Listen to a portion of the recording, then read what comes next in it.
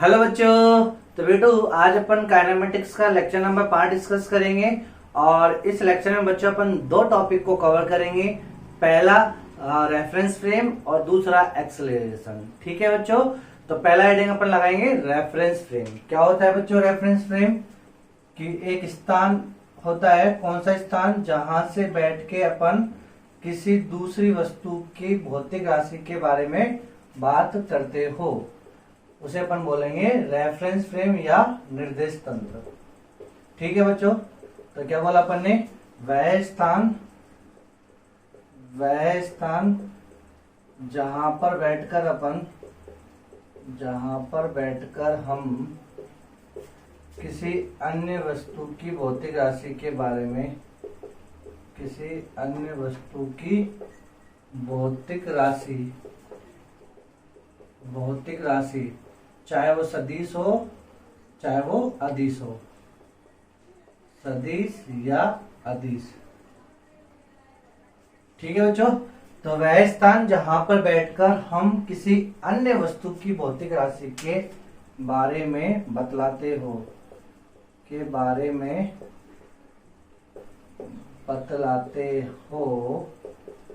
निर्देश तंत्र कहलाता है।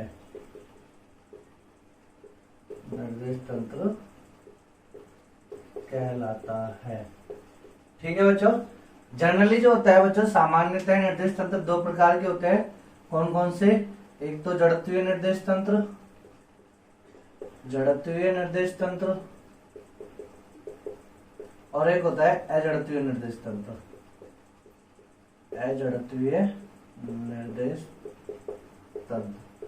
जड़त्वीय निर्देश तंत्र को बच्चों अपन क्या बोलेंगे? इनिशियल रेफरेंस फ्रेम और अजड़त्वीय निर्देश तंत्र को बोलते हैं अपन नॉन इनिशियल। अब बच्चों देखो, ये सब मैं आपको एनएलएम में पढ़ाऊंगा। ठीक है। इसको डिटेल में अपन एनएलएम में पढ़ाएंगे, लेकिन अभी अपन क्या बात करेंगे? बेसिक से सामान्य बात करेंगे। ठीक है बेटू। तो चलो, क्या होता है जड़त्वीय निर्देश तंत्र? कि जहां पे बैठकर अपन किसी, तो जिस स्थान पर अपन बैठे ना बच्चों, यदि वो स्थान भी रुका हुआ है, वो स्थान कैसा है? रुका हुआ है, यानी नॉन एक्सेलरेटेड है, तो उसे अपन बोलेंगे जड़त्वीय निर्देश तंत्र। ठीक है। वह स्थान एक समान गति से गतिशील हो या रुका हुआ हो, तब तो वो कहलाएगा जड़त्वीय निर्देश तंत्र। और यदि वो एक्सेलरेट कर रहा है तो वो कहलाएगा अजड़त्वीय निर्देश तंत्र। तो इसको ऐसे समझ लो आप कि जैसे मान लो बच्चों, अपने पास ये कोई कार है, और ये कार ऐसे मूव कर रही है। ठीक है बच्चों। अब इस कार को मैंने एक रेफरेंस फ्रेम लिया। ये बच्चों ये एक ही सड़क है। ठीक है। इसी सड़क पे अब मान लो मैंने यहाँ पे अपने क्या ले लिया? एक निर्देश तंत्र ले लिया। ठीक है बच्चों, ये निर्देश तंत्र ले लिया और ये स्थान का नाम दे दिया ए। ठीक है। अब वह स्थान जहां पर बैठकर अपन किसी दूसरी वस्तु की भौतिक राशि के बारे में बात करते हैं। भौतिक राशि चाहे वो सदिश हो चाहे वो अदिश हो। इसकी वेलोसिटी के बारे में बात करेंगे, इसके सापेक्ष।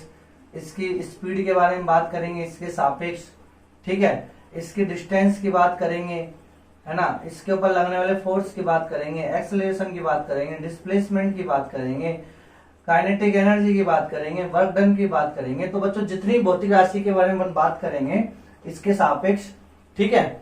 अब उसमें एक कहानी ये होगी कि यदि ये खुद स्थिर हो, यदि ये स्थिर है या एक समान गतिशील हो, या एक समान वेग से गतिशील हो, या एक समान वेग से गतिशील हो। अब एक समान वेग से गतिशील का मतलब क्या होता है बच्चों? यानी एक्सेलरेशन क्या हो इसका खुद का 0। तो बच्चों, तो ऐसे फ्रेम को अपन बोलेंगे जड़त्वीय निर्देश तंत्र।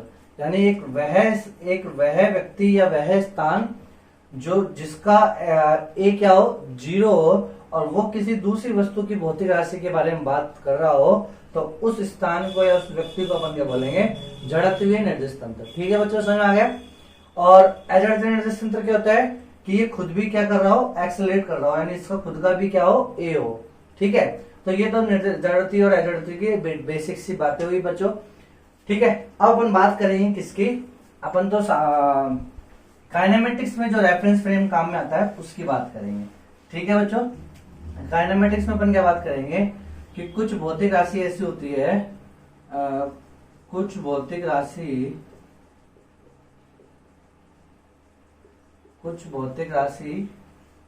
निर्देश तंत्र के सापेक्ष निर्भर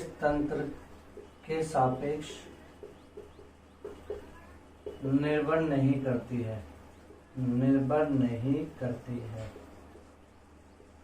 तो बच्चों कुछ भौतिक राशि ऐसी होती है, कुछ भौतिक राशि निर्देश तंत्र के सापेक्ष निर्भर नहीं करती है, और कुछ भौतिक राशि ऐसी होती है जो निर्देश तंत्र के सापेक्ष निर्भर करती है। तो पहले अपन लिखते हैं निर्देश तंत्र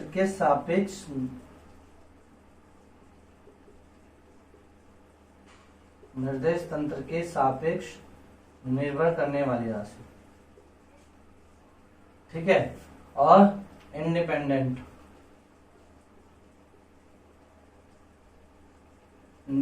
ऑफ रेफरेंस फ्रेम। तो अपन ने एक कॉलम बना लिए, एक कॉलम में तो निर्देश तंत्र के सापेक्ष निर्भर करने वाली और एक कॉलम में निर्देश तंत्र के सापेक्ष निर्भर नहीं करने वाली। तो भौतिक राशि के बारे में बात करेंगे। तो जो पहली जो अपन भौतिक राशि की बात करेंगे वो करेंगे डिस्टेंस यानी दूरी, ठीक है। तो अपन क्या बात करेंगे, दूरी वस्तु द्वारा तय की गई दूरी, वस्तु द्वारा तय की गई दूरी। तो वस्तु द्वारा तय की गई दूरी किसके सापेक्ष निर्भर करती है, निर्देश तंत्र के सापेक्ष निर्भर करती है। अब दूरी कैसी राशि होती है बच्चों, अदिश राशि होती है। अब क्यों करती है दूरी के सापेक्ष, तो देखो बच्चों इस चीज को भी अपन एक्सप्लेन करते हैं कि दूरी जो होती है वस्तु द्वारा तय की गई दूरी वो निर्देश तंत्र के सापेक्ष निर्भर क्यों कर रही है। बच्चों जैसे मान लो अपने पास ये कार थी और यहां से चली और यहां आ गई, ठीक है बच्चों, समझ में आया बच्चों। तो अब जब अपन इसकी बात करेंगे इस कार की ये वाली पोजीशन की, तो मेरा निर्देश तंत्र जब मैंने यहां लिया इस पॉइंट पे, तो कार द्वारा तय की गई दूरी तो ये हो गई बच्चों, ठीक है, ये वाली दूरी हो गई ना यहाँ से। लेकिन मान लो मेरा निर्देश तंत्र यहाँ पे हो तो इसकी दूरी कितनी हो गई, ये हो गई। अब रेडीमेड बच्चों समझ में आ गया। तो ये D1 और ये D2, तो दूरी ट्रेवल बाय द पार्टिकल, तो वस्तु द्वारा तय की गई दूरी निर्देश तंत्र के सापेक्ष क्या करती है, निर्भर कर जाती है। इस वाले निर्देश तंत्र के सापेक्ष दूरी अलग बताएंगे और इस वाले निर्देश तंत्र के सापेक्ष दूरी अलग बताएंगे इस कार की। यानी ये वाला निर्देश तंत्र अलग बताएगा कि ये इतनी दूरी चला और यह निर्देश तंत्र अलग बताएगा कि ये इतनी दूरी चला। लेकिन जो इनके बीच की जो दूरी होती है, डिस्टेंस ट्रेवल या दो वस्तुओं के मध्य की जो दूरी होती है किसी पर्टिकुलर समय में, समय अंतराल में, तो समय अंतराल में किसी एक समय अंतराल में वस्तु द्वारा चली गई दूरी जो होती है वो क्या होती है बच्चों, वो समान होती है। समझाया बच्चों, मतलब वो क्या होती है, इंडिपेंडेंट होती है किसके, निर्देश तंत्र के सापेक्ष। तो कुछ समय ये T1 समय ये रहा, T2 समय ये रहा, तो T1 से T2 समय अंतराल में, T1 से T2 समय अंतराल में दूरी चली D3। तो इसके सापेक्ष में बात करूंगा कि बता भाई निर्देश तंत्र इस कार की T1 और T2 समय अंतराल के मध्य चले गई दूरी कितनी है, D3, और ये भी कितना बताएगा, D3 दूरी बताएगा। तो इसका मतलब अपन क्या बोलेंगे, समय अंतराल में चली गई दूरी, समय अंतराल में चली गई दूरी, समय अंतराल में चली गई दूरी या दो वस्तुओं के मध्य की दूरी, दो वस्तुओं के मध्य की दूरी, ठीक है बच्चों। तो ये पहला पॉइंट समझ में आ गया कि वस्तु द्वारा तय की गई दूरी तो निर्देश तंत्र के सापेक्ष निर्भर करती है, और समय अंतराल में चली गई दूरी या दो वस्तुओं के मध्य की दूरी क्या होती है, निर्देश तंत्र के इंडिपेंडेंट होती है, ठीक है। निर्देश तंत्र चाहे आप कैसे ही लो, ये इंडिपेंडेंट हो जाएगी। तो ये तो हो गया बच्चों अपना पहला पॉइंट। दूसरा पॉइंट की बात करेंगे अपन, दूसरा पॉइंट बच्चों मैंने चाल की बात करी, तो बोलो चाल क्या होगा, जब चाल क्या होगा निर्देश तंत्र के सापेक्ष निर्भर करेगा कि इस वाले, जब इसने इसकी देखी चाल तो इसकी स्पीड अलग और इसके सापेक्ष देखी तो इसकी स्पीड अलग हो सकता है, इसकी स्पीड हो, खुद भाग रहा हो, भागता भागता देख रहा हो। तो बच्चों ये कोई पर्टिकुलर पता नहीं कि इसके सापेक्ष ये रुका हुआ है, तो जब ये रुका हुआ है तो इसकी स्पीड अलग आएगी, और जब ये भाग रहा है और भागते हुए व्यक्ति के सापेक्ष अपन इसकी बात करेंगे तो उसकी स्पीड अलग आएगी। तो चाल जो होती है, स्पीड जो होती है, वो क्या होती है, निर्देश तंत्र के सापेक्ष निर्भर करती है। ठीक है बच्चों। तीसरा पॉइंट, विस्थापन। विस्थापन भी बोलो बच्चों क्या होता है, विस्थापन भी निर्देश तंत्र के सापेक्ष निर्भर करता है। ठीक है बच्चों। चौथा पॉइंट, वेग। वेग भी क्या करता है बच्चों, निर्देश तंत्र के सापेक्ष निर्भर करता है। पांचवा पॉइंट, त्वरण। ऑब्वियसली बात है बच्चों, त्वरण जो सदिश राशि होगी वो तो करेगी ही करेगी। ठीक है। त्वरण जो होता है, त्वरण भी क्या होता है बच्चों, निर्देश तंत्र के सापेक्ष निर्भर करता है।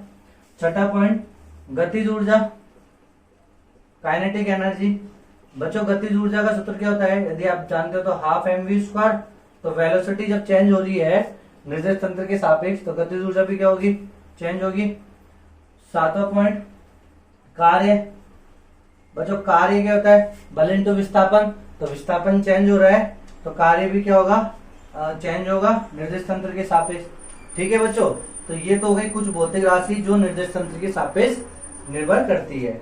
आगे बढ़े मैं बच्चों, अब कार्य में देखो बच्चों, W बराबर बल इंटू विस्थापन जो होता है, विस्थापन कर रहा है लेकिन बल जो होगा, बल क्या बल निर्देश तंत्र के सापेक्ष निर्भर करता है क्या, हाँ करता है, लेकिन इंडिविजुअल फोर्स, एक निकाय का फोर्स जो होता है, निकाय, जैसे अपन निकाय क्या होता है बच्चों, निकाय को अपन इंग्लिश में बोलते हैं सिस्टम।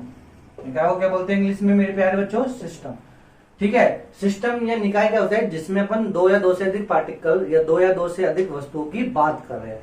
तो बच्चों एक सिस्टम पे जो लगने वाला कुल बल है वो तो डिपेंडेंट कर जाता है किसके ऊपर, निर्देश तंत्र के ऊपर। लेकिन एक पर्टिकुलर फोर्स यानी इंडिविजुअल फोर्स, जब मैं बात करूं इंडिविजुअल फोर्स, एक पर्टिकुलर जो फोर्स लगता है किसी एक वस्तु पर, ठीक है, तो जैसे इस एक पर्टिकुलर वस्तु पे जो फोर्स लगेगा वो क्या होगा, इंडिपेंडेंट होगा इसके। भाई मेरे ऊपर बल लग रहा है 20 न्यूटन का, मेरे ऊपर हाथी बैठ गया मान लो। अब वो जो हाथी जब बैठ गया मेरे ऊपर तो मैं, दूसरा व्यक्ति बताएगा कि यार उसके ऊपर हाथी बैठ गया, तो तीसरा व्यक्ति भी क्या बताएगा, यार उसके ऊपर हाथी बैठ गया। तो इंडिविजुअल फोर्स जो होगा वो क्या होगा, इंडिपेंडेंट, यानी मेरे खुद के ऊपर लगने वाला जो बल होगा वो क्या होगा, इंडिपेंडेंट होगा। लेकिन यहाँ पे बच्चे एक सूडो फोर्स, एक छद्म बल की भी क्या होती है, स्थापना होती है, सूडो फोर्स।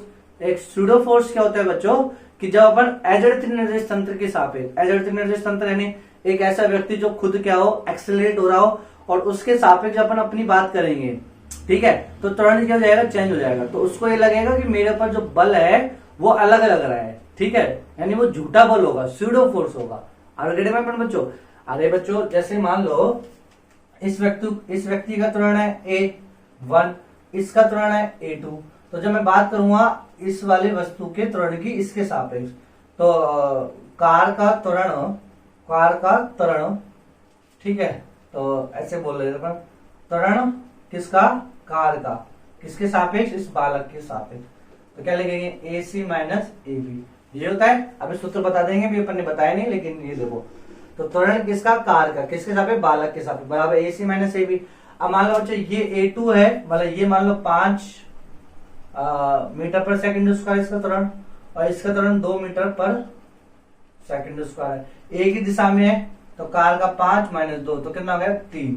तो अब इस बालक को तो क्या लगेगा, इस बालक को लगेगा कि इस कार के ऊपर त्वरण कितना लग रहा है, 3 लग रहा है। तो जो बल होगा, फोर्स लगेगा, इसके ऊपर जो फोर्स लगेगा इसके सापेक्ष वो अलग होगा, MACB। समझ में बच्चों, तो बल चेंज हो गया, तो इस बल को अपन क्या बोलेंगे, सूडो फोर्स। क्या बोलेंगे बच्चों, इसको सूडो फोर्स, इसको अपन बोलेंगे सूडो फोर्स, ठीक है। यानी ये कौन सा फोर्स है जिसमें अपन को गलत फील हो रहा है, डेटा गलत प्रिडिक्शन कर रहा है, समझ में बच्चों। इसके सापेक्ष बालक खुद को त्वरण है, तो अजड़ते निर्देश तंत्र के लिए न्यूटन्स का नियम वैलिड नहीं रहता है, बस तो F बराबर M ए न्यूटन्स का नियम है, तो न्यूटन का नियम, जितने भी न्यूटन्स का नियम है वो अजड़ते निर्देश तंत्र के लिए इनवैलिड होते हैं, समझ आए बच्चों। तो ये कहानी अपन आगे भी पढ़ेंगे, LLM जब पढ़ाएंगे, ठीक है बेटू। चलो, तो अपन ने क्या बात करी कि जो इंडिविजुअल फोर्स होता है वो तो इंडिपेंडेंट ऑफ रेफरेंस फ्रेम होता है, लेकिन सिस्टम का जो टोटल निकाय टोटल बल होता है, ठीक है, नेट फोर्स होता है, वो डिपेंडेंट करता है किसके ऊपर, निर्देश तंत्र के सापेक्ष। चलो बच्चों, तीसरी चीज बोलो बच्चों, तीसरा क्या हो जाएगा, टाइम। समय जो होगा बच्चों, समय क्या होगा, इंडिपेंडेंट होगा किसके, रेफरेंस फ्रेम के। इस कार को यहां से यहां तक पहुंचने में जो समय लगेगा, वो समय क्या लगेगा बच्चों, वो इंडिपेंडेंट होगा। समय इसके सापेक्ष भी वही समय लगेगा और इसके सापेक्ष भी वही समय लगेगा। तो समय क्या हो जाएगा, इंडिपेंडेंट हो जाएगा बच्चों इसके सापेक्ष। चलो बच्चों, ठीक है बच्चों। अब देखो, अब तो ये बात हो गई अपने पास कि कौन सी राशि फ्रेम के ऊपर डिपेंड करती है, कौन सी राशि फ्रेम के ऊपर डिपेंड नहीं करती है, तो ये अपन ने बात कर ली। अब बेसिक से फॉर्मूले की बात करेंगे अपन निर्देश तंत्र के, मतलब रेफरेंस फ्रेम की। तो बच्चों रेफरेंस फ्रेम जो होगा वो भी अपन देखो बच्चों, इसको अपन कैसे डिफाइन करेंगे। तो बच्चों जैसे आपसे बोला गया कि एक पार्टिकल ए है और एक पार्टिकल बी है, ठीक है। अब भौतिक राशि के बारे में बात कर लेते हैं। इसकी स्पीड v1 दे रखी है, वेलोसिटी, और इसकी वेलोसिटी v2 दे रखी है, ठीक है बच्चों, वेलोसिटी। तो जब मैं बात करूंगा कि कार बी की वेलोसिटी ए के रेस्पेक्ट में, तो velocity of B with respect to A, तो अपन इसको ये बोलेंगे कि बी का ए के सापेक्ष वेग, ठीक है बच्चों। ऐसे यदि मैं आपसे बोलूं, ऐसे बोलना सीखो। पहले मैंने बोला ए बी ए, तो अब आप इसको ये बोलोगे बी का त्वरण किसके सापेक्ष, ए के सापेक्ष, ठीक है बच्चों। अच्छा, ऐसे मैंने आपसे बोल दिया, बोलो displacement of B with respect to A, तो अब आप इसको क्या बोलोगे कि बी का ए के सापेक्ष विस्थापन, ठीक है। अब इन सभी केसों में देखो आपको करना क्या है बच्चों, कि यहां जो आप इसको ओपन करोगे तो क्या लिखोगे, पहले जो है वही लिखोगे, फिर माइनस लगाओगे, फिर ए लिखोगे। यहाँ पे बच्चों क्या लिखोगे, पहले जो बी है वो माइनस ए, तो यहाँ पे क्या लिखोगे, पहले जो बी है माइनस एस होगा। ये सूत्र होता है, ठीक है बच्चों। अब एक चीज और याद रखना बच्चों, कि आपके पास जो दिशा होनी चाहिए ना, यानी इनको अपन जब जोड़ेंगे तो सदिश रूप से जोड़ते हैं। कैसे जोड़ेंगे, सदिश रूप से। जो वेग देखो, सदिश राशियों को किससे जोड़ना है, सदिश रूप से। जब अपन ऐसी भौतिक राशि के बारे में बात करेंगे, निर्देश तंत्र की ऐसी भौतिक राशि के बारे में बात करेंगे जो सदिश हो, तो फिर अपन को उसको सदिश पैटर्न भी उसका ध्यान रखना है, ठीक है बच्चों। सदिश रूप भी अपन को उसका ध्यान रखना होगा। चलो दूसरी चीज बच्चों, कि जो यहाँ पे जो होगा कि velocity of B with respect to A, अब यहाँ पे जो बी की वेलोसिटी है वो किसके सापेक्ष है, तो यहाँ पे जो वेलोसिटी ऑफ वी होगी वो ग्राउंड के सापेक्ष होगी, और ये भी किसके सापेक्ष होगी, ग्राउंड के सापेक्ष। अब बच्चों देखो, कुछ बुक में बस यही लिखा होता है कि velocity of v with respect to a is equal to velocity of v minus velocity of a, और यहाँ पे ग्राउंड, ये ग्राउंड होगा, ठीक है बच्चों। तो मैंने भी अभी आपसे ये बोला कि ये ग्राउंड होता है, लेकिन ऐसा कोई जरूरी नहीं है बच्चों। आपको ये नहीं याद रखना कि हमेशा ग्राउंड होगा, आपको क्या याद रखना है कि यहाँ पे जो होगा वो यहाँ पे होगा, बस। यदि ये ट्रेन के सापेक्ष है तो ये ट्रेन के सापेक्ष होगा, ये बस के सापेक्ष है तो ये बस के सापेक्ष, ये ग्राउंड के सापेक्ष तो ये ग्राउंड के सापेक्ष। इन दोनों का ये जो होगा सेम लेना है आपको, ठीक है बच्चों, ठीक है बेटू, कोई दिक्कत है क्या। जैसे इसमें है तो जो बी है, यानी बी का जो त्वरण है वो किसके सापेक्ष बात कर रहे हैं, यदि ग्राउंड के सापेक्ष बात कर रहे हैं तो यहाँ पे भी ये ग्राउंड के सापेक्ष ही बात करनी पड़ेगी। यदि ये ट्रेन के सापेक्ष कर रहे हैं तो यहाँ पे भी बात ट्रेन के सापेक्ष करनी पड़ेगी। चलो बच्चों, तो अब ये अपन काइनेमेटिक्स की, अभी जो अपन एक वी में गति की बात करें तो रेफरेंस फ्रेम, पहले मैं एक वी में गति का बात करूंगा, फिर मैं द्विवी में गति का भी बात करूंगा। तो इसके लिए आपको सदिश भी आना चाहिए, ठीक है बच्चों। तो रेफरेंस फ्रेम आज अपन ने पढ़ा है। रेफरेंस फ्रेम क्या होता है कि वह स्थान जहां से बैठकर अपन किसी दूसरी वस्तु की भौतिक राशि के बारे में बात कर रहे हो। अच्छा, कुछ भौतिक राशि ऐसी होती है जो निर्देश तंत्र के ऊपर डिपेंड करती है, कुछ भौतिक राशि ऐसी होती है जो निर्देश तंत्र के ऊपर डिपेंड नहीं करती है, ठीक है। इतना समझ में आया बेटू। चलो अब अपन कुछ क्वेश्चंस कर लेते हैं। Some couple of questions we will be discuss on reference frame. तो जो अपन ऐसे कर लेते हैं, एक ही बड़ा सा क्वेश्चन लेते हैं, इसी में अपन सब कुछ कर लेंगे। तो ये बच्चों आपके पास एक ट्रेन है, ठीक है, एक ट्रेन है, ट्रेन, ठीक है। और इस ट्रेन पे ये खाली ट्रेन है, मालगाड़ी है बच्चों, बिल्कुल है ना, आराम पार बिल्कुल, मतलब डीएमओ मान लो आप जो भी है। तो यहाँ पे एक व्यक्ति खड़ा है, यहाँ पे एक बालक है बच्चों, ये ठीक है, ये है बालक नंबर 1, ठीक है बच्चों। और यहाँ पे बच्चों एक सुंदर कन्या खड़ी है, ठीक है, ये बच्चों इसकी चोटी बना देता हूं, ये है आपके पास SK, सुंदर कन्या, काली कन्या नहीं, सुंदर कन्या, ठीक है बच्चों। तो ये सुंदर कन्या हो गई। और ये जो ट्रेन की स्पीड है बच्चों, ये ट्रेन जा रही है 10 मीटर पर सेकंड से, ट्रेन कितने से जा रही है 10 मीटर पर सेकंड से, ठीक है। तो ट्रेन की स्पीड कितनी हो गई 10 मीटर पर सेकंड इस दिशा में, ठीक है, दिशा भी दे दी आपको, तो इस दिशा में, तो ये स्पीड नहीं होगी, वेलोसिटी हो जाएगी। अब बच्चों आपसे क्या देखा गया है कि इस बालक ने ट्रेन में सुंदर कन्या को देखा, तो जब बालक ने ट्रेन को सुंदर कन्या में देखा तो ये बालक भागने लग गया, ये बालक क्या हुआ, सुंदर कन्या की ओर भागने लगा। जब ये सुंदर कन्या की ओर भागने लगा तो इसकी स्पीड थी 2 मीटर पर सेकंड, तो 2 मीटर पर सेकंड ये भागने लगा, किसके सापेक्ष, ट्रेन के सापेक्ष।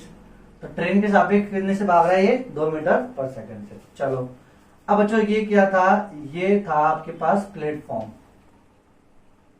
ये सारा जो निर्णय था, डिसीजन जो हो रहा था, ये सारा ये प्लेटफॉर्म के सापेक्ष, प्लेटफॉर्म रखा था एक प्लेटफॉर्म, ठीक है। और यहां प्लेटफॉर्म पे बच्चों मैं यहां खड़ा था मान लो, तो मैंने क्या करा बच्चों, मैंने इसको देखा इस बालक को, और मैंने इस सुंदर कन्या को भी देखा, ठीक है, ये मैं हूं, मैंने इसको देखा कि 2 मीटर पर सेकंड से अच्छा ये इसकी तरफ भाग रहा है, तो मैं भी क्या करा बच्चों, यहां से भागना स्टार्ट किया ग्राउंड, और मेरी जो स्पीड थी बच्चों वो थी 5 मीटर पर सेकंड, इसी दिशा में थी, ठीक है। और ये किसके सापेक्ष है, ग्राउंड के सापेक्ष, भाई प्लेटफॉर्म पे भाग रहा तो ये ग्राउंड के सापेक्ष भाई। चलो तो ये आपके पास इलस्ट्रेशन दिया हुआ है। अब आपसे क्या क्या क्वेश्चन पूछा गया है। पहला क्वेश्चन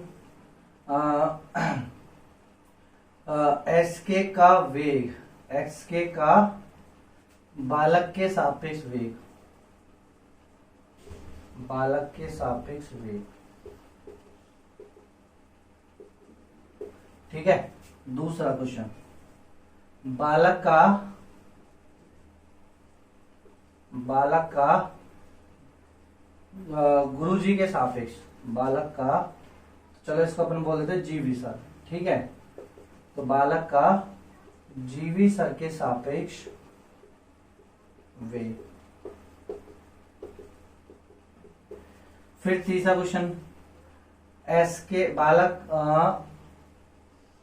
SK का जीवी सर के सापेक्ष वेग।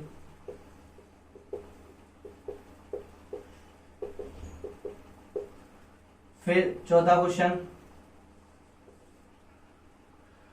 जीवी सर का बालक के सापेक्ष, नहीं ट्रेन के सापेक्ष, ट्रेन के सापेक्ष वेग। तो जब खूब मस्त फील आई आपको रेफरेंस फ्रेम की, निर्देश तंत्र की, तो जिससे अपन सापेक्ष बात करते हैं वो क्या रहता है बच्चों, वो निर्देश तंत्र हो जाता है। तो इस समय बालक के सापेक्ष SK का, तो बालक क्या हो गया, निर्देश तंत्र। तो बच्चों इसको अपन कैसे लिखेंगे, वेलोसिटी ऑफ बालक। और बच्चों ये एक वी में है, तो मैं वेक्टर के बारे में ध्यान नहीं रखूंगा, बस केवल दिशा के बारे में बात करूंगा। एक वी में अगर यानी सीधी लाइन, तो सीधी लाइन में तो केवल एक ही दिशा में वेग, तीनों में एक ही दिशा में वेग है, तो मैं केवल दिशा को याद रख के और वो कर दूंगा ना बच्चों। तो वेलोसिटी ऑफ बालक, नहीं सॉरी, SK का बालक के सापेक्ष, तो किसके, तो velocity of SK with respect to बालक, ये आएगा बच्चों। तो यहाँ क्या लिखूंगा, velocity of SK minus velocity of बालक। चलो अब बच्चों देखो, बालक का जो वेग है, ये जो बालक का वेग है, ये क्या दे रखा है बच्चों, बालक का वेग आपको 2 मीटर पर सेकेंड, किसके सापेक्ष, ट्रेन के सापेक्ष। तो जब मैं इसको ट्रेन लूंगा, यहाँ पे बस ये याद रखना है, यदि मैं ये ट्रेन लूंगा तो ये भी क्या लेना है, ट्रेन, तो ये भी क्या लेना है, ट्रेन। आर्गुमेंट में बच्चों, तब आपके पास आंसर आएगा। तो SK का बालक के सापेक्ष वेग, यानी बालक जब सुंदर कन्या को देख रहा है तो जब बच्चों हमेशा ये चीज भी याद रखना आप, मैं आपको क्या बोलूंगा कि जब अपन जिसके सापेक्ष बात करते हैं उसको आप एक पल के लिए रोक लो, मतलब वो दुनिया के लिए रुक गया और दुनिया उसके लिए चलती हुई दिखेगी। ये बात आपको याद रखना है बच्चों। जैसे मैं भाग रहा हूं, और जब मैं भाग रहा हूं तो बच्चों जब मैं भागता हुआ दुनिया को देखूंगा तो मुझे ये नजर नहीं आएगा कि मैं भाग रहा हूं, मुझे क्या नजर आएगा कि दुनिया भाग रही है। उससे मैं प्रिडिक्ट लगा पाऊंगा। आर गेटिंग माय पॉइंट बच्चों? तो जब अपन एक्स के का वेग निकाले बालक के सापेक्ष, तो उसमें बालक अपने आप को रुका महसूस करेगा और सुंदर कन्या को देखेगा कि वो क्या कर रही है।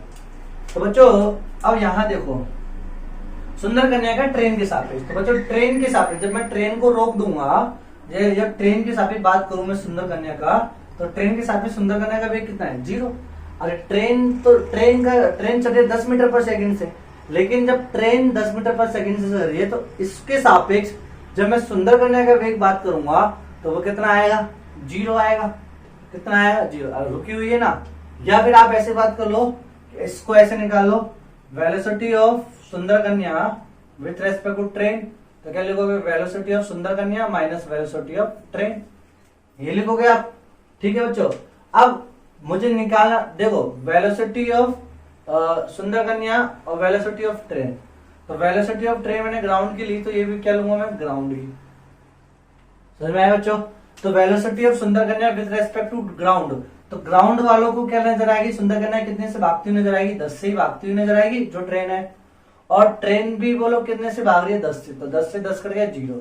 तो वेलोसिटी ऑफ सुंदर कन्या विथ रेस्पेक्ट टू ट्रेन क्या होगी? 0। ऑब्वियसली बात है बच्चों, यदि मान लो मैं ट्रेन चल रही है और मैं उसमें बैठा हूं, तो उसी पैसेंजर में या उसी स्थान पे बैठे कोई दूसरा व्यक्ति जो बैठा हुआ है वो भी ट्रेन के सापेक्ष, तो बच्चों ट्रेन के सापेक्ष यदि उस व्यक्ति के सापेक्ष मैं कैसा हूं? बैठा हुआ हूं।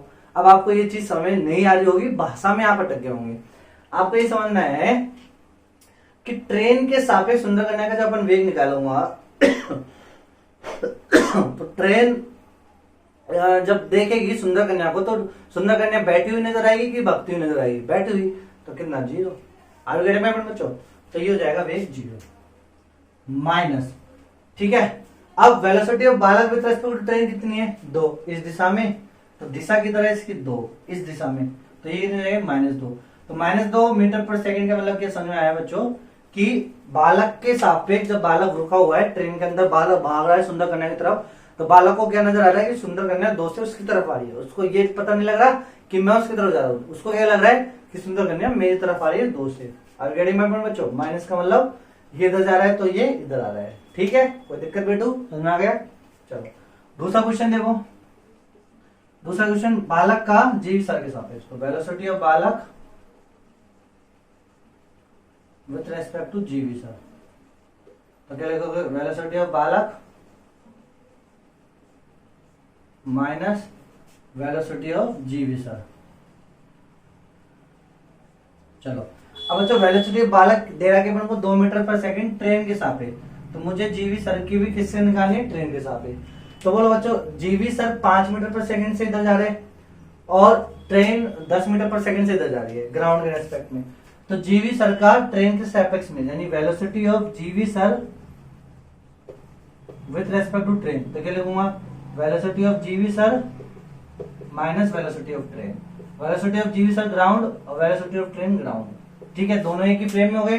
तो velocity of GV sir with respect to ground कितना हो गया? 5 minus velocity of train with respect to ground कितना हो गया? 10, तो कितना गया? -5। यानी ऑब्वियसली बात है जब जीवी सर का ट्रेन के सापेक्ष बात करूंगा तो ट्रेन कितने से जा रही है? 10 से, और जीवी सर भी 5 से जा रही है इस दिशा में। जब मैं ट्रेन के सापेक्ष बात करूंगा तो ट्रेन को रोक दूंगा, ट्रेन के सापेक्ष मतलब ट्रेन रुकी हुई मानी जाएगी और ट्रेन दुनिया को जब देखेगी तो उसको क्या लग रहा है कि जीवी सर 5 से पीछे क्यों जा रहे हैं? उसको ये थोड़ी एहसास हो रहा है कि 10 से मैं ज्यादा जा रहा हूँ, उसको ये क्या लग रहा है कि 5 से पीछे क्यों जा रहे हैं। आगे गाड़ी में बच्चों, तो इसका आंसर आप ओरली भी बोल सकते थे। तो velocity of GV sir with respect to train कितनी हो गई? -5 इस दिशा में। ठीक है, तो मैंने लिख दिया -5 इस दिशा में हो गई। और बालक का ट्रेन के सापेक्ष, तो बालक का ट्रेन के सापेक्ष कितना है? 2 माइनस, और जीवी सर का ट्रेन के सापेक्ष कितना वेग आ गया, तो 2 इस दिशा में और -5 इस दिशा में, तो कितना हो गया 7 मीटर पर सेकंड। ठीक है, तो अब देखो बच्चों, जीवी सर के सापेक्ष जब बालक की स्पीड देखूंगा मैं, तो क्या करूंगा मैं, जैसे बालक कितने से जा रहा है 2, तो खुद भाग रहा है 10 ही रहा, तो 12 से भाग रहा है, ये 12 से ऐसे जा रहा है। अरे बच्चों ग्राउंड के सापेक्ष बात करूंगा तो 2 की ट्रेन में है और 10 ट्रेन का ग्राउंड के सापेक्ष, तो ग्राउंड के सापेक्ष कितनी होगी बालक की, 12 से जा रहा है, और जीवी सर कितने से जा रहा है 5 से ग्राउंड के सापेक्ष। ठीक है, 12 से बालक जा रहा है और जीवी सर कितने से जा रहे हैं 5 से। अब मैं किसकी बात करूं, जीवी सर के सापेक्ष, तो जीवी सर को रोक दिया। अब जीवी सर को जब रोक दिया तो जीवी सर को क्या लगेगी, दुनिया भाग रही है उसकी नजरों में, कितने से भाग रही है, दुनिया भाग रही है। अब 5 से तो वो खुद भाग रहे, तो बच्चों जब 5 से जब वो भाग रहे हैं तो जब उनको ऐसा लगेगा कि मैं रुका हुआ हूं, दुनिया भाग रही है, तो जो रुका हुआ पार्टिकल है वो 5 से भागेगा।